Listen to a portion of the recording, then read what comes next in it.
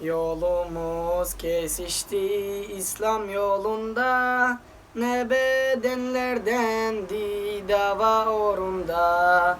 Birçok cana kıyıldı tarih boyunca, yiğit muvahhidlere selamlar olsun.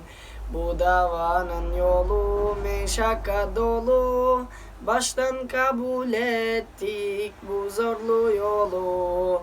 Ama akıbeti müjdeler dolu, davadan dönmeyene selamlar olsun. Zindan yiğitlerine selamlar olsun. Rabbani alimlere selamlar olsun.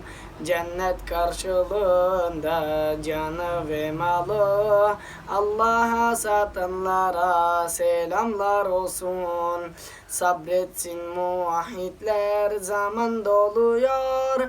Resulün hadisleri hukuk buluyor. Rabbimizin nuru tamamlanıyor. Yiğit muvahhidlere selamlar olsun. Son sözümüz olur ki tevhidde gerçek, Allah'ın kelimesi üstün gelecek.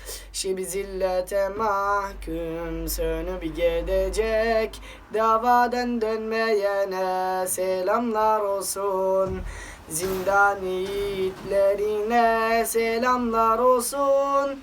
Rabbani alimlere selamlar olsun. Cennet karşılığında canı ve malı Allah'a satanlara selamlar olsun.